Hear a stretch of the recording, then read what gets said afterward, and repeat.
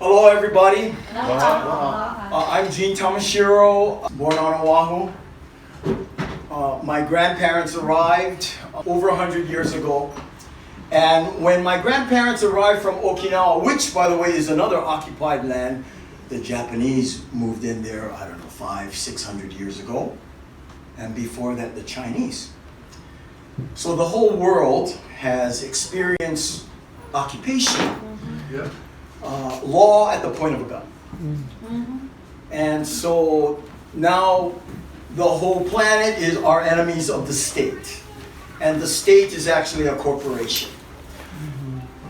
I'm real honored that we spent quality time out there in public. And we got a lot of support today, didn't we? We did. I mean, people were, yeah. And some people, they beat like little birds, beep, beep, beep, beep. But you can feel their heart. Yeah. Okay, and so congratulations and thank you. I think the time is ripe to move forward in peaceful and effective remedy in the law. Announce yourself, flesh and blood living Kanaka, true human, in full process of abjuration, expatriation from the occupying corporation, United States. If this is new to you guys, but it's really important to be impeccable about who you are, where you are, and what is the law. It's very important. So I went on to clarify not just my status, but I went on to clarify the status of where we woke up this morning. It is, and I have all kinds of evidence in my exhibits, that it's a 128-year military occupation. Now they could just crush that claim by presenting a lawful treaty of annexation. That's all you have to do. And then we all go home, cook rice, or make poi or something. You know, calamine, I was wrong. But ladies and gentlemen, if you have the truth, you know who you are, where you are, and what is the law, and you have evidence of that, you gotta walk that. You gotta hold people who are promoting lies and enforcing lies has the effect of tyranny. And you do that peacefully. I don't get this excited in court because they get all worried if I get this excited in court. Okay? And they will falsely call that contempt of court. So you gotta be cool and you gotta just like this, right? Because I'm facing the judge who wrote the rule that everybody in court on this island have to be like this all the time. Even him. I took my thing down just to clarify a little bit, articulate. He said, Gene, this is the third time I see you do this. You're getting arrested. And I did. I got arrested for about 2 hours. Okay? It's just crazy, right? Yeah. No problem. My point here is I have clarified with evidence. It's called exhibits. And I brought it. You guys later on you want to look at it, you can look at it. A lot of this you already know. It's a 128-year military occupation, so I say this is a motion to dismiss, and it really should be a demand to dismiss. If I say motion and one of my buds corrected me, say, Gee, if you say motion, that means you're under their jurisdiction. Okay, come on. That should have read demand for dismissal. I put motion, but he knows what I mean. Dismiss with prejudice for failure of conditional jurisdiction and venue. I didn't just say for lack of jurisdiction. I'm very specific. I said for failure of conditional jurisdiction. And what's the condition? They have jurisdiction over individuals that are still presumed to be because they haven't clarified their true status. They have jurisdiction over U.S. corporate citizens. Whoa. Okay?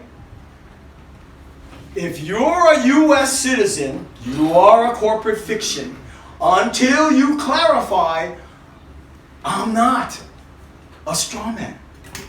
I'm a real flesh and blood Kanaka. You can be Kanaka if you're American.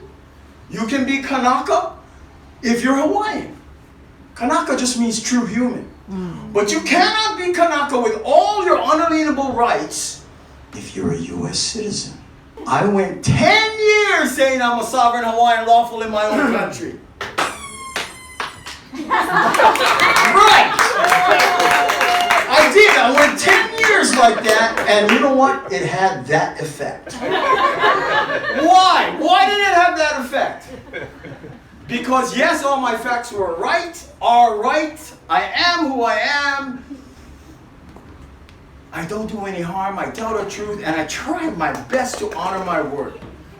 The problem is, and I learned this from Colonel Lilikoy, and it was a hard pill to swallow, because I really tried to do my due diligence. And when you said you're sovereign, did you do this, sir? Did anybody do this? Because I am beginning this process. What is the process?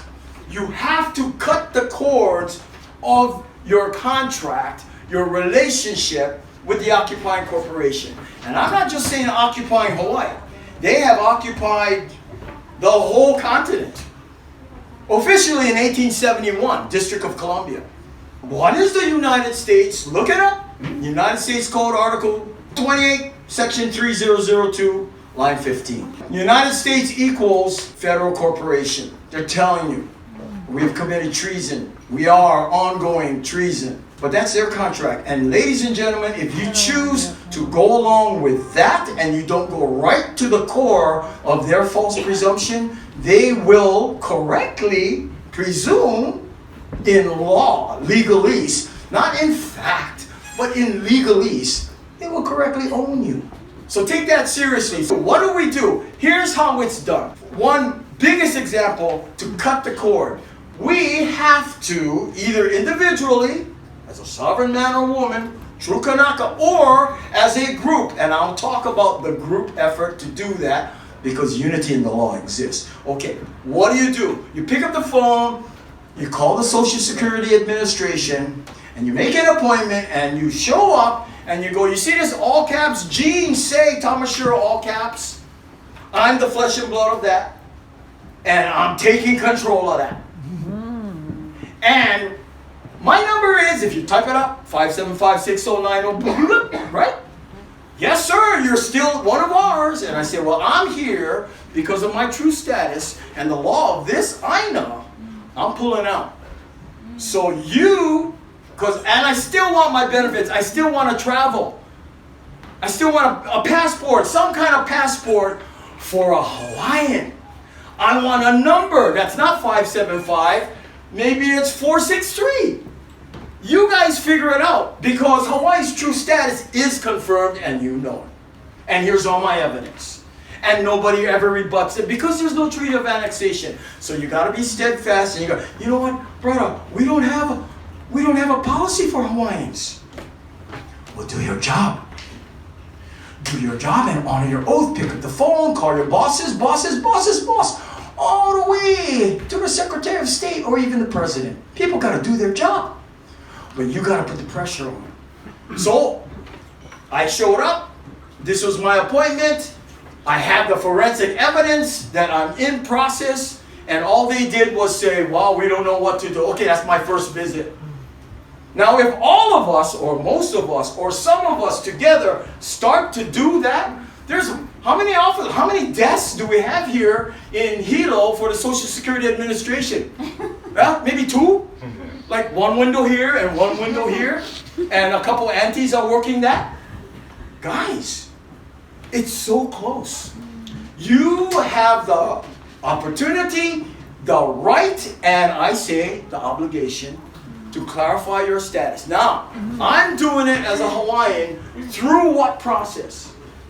I mentioned we are in military occupation, so I didn't think of this. I knew, just like you guys know, it's a U.S. military occupation, 128 years. I didn't think of this. Somebody downloaded this. We all have relationship to the Most High. God picks people. If you hear God calling you, then you got to answer that call. And I'm telling you, if you want peaceful remedy, we have to go through this process. Our military is unarmed because the law is already codified. Why we got to go to war when the law is codified for our lawful remedy to protect all of our God-given rights? There's nothing to have a revolution for. Just enforce the law. Just honor your oath. How I did it, because Colonel said, Gene, I know this is going to sound tough because I know what you've been doing as a Hawaiian national, but brother, you still an American. You still a U.S. citizen, and that was why.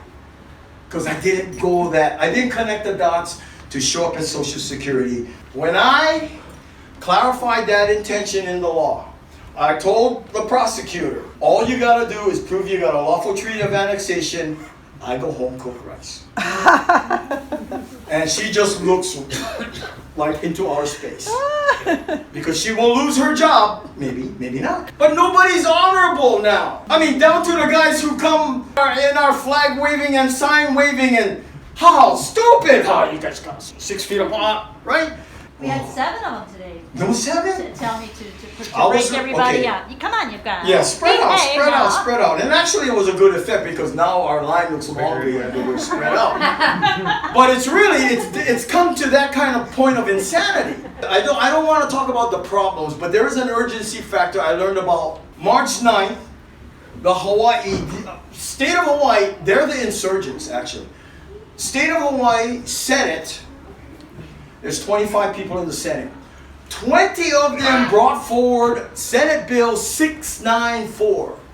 Senate Bill 694 is a complete surrendering of our home rule and sovereignty, whether you're American or Hawaiian, to the United Nations. No. Okay, that's Senate Bill 694. It's basically Agenda 2030. Oh, God. It was Agenda 21. No, we're going to 30. Well, obviously, it's, people are waking up and they're not quite there yet, but moving fast. So it's going to go to the House of Representatives where you know they're going to rubber stamp it. They're going to rubber stamp it. What? You know what you're dealing with.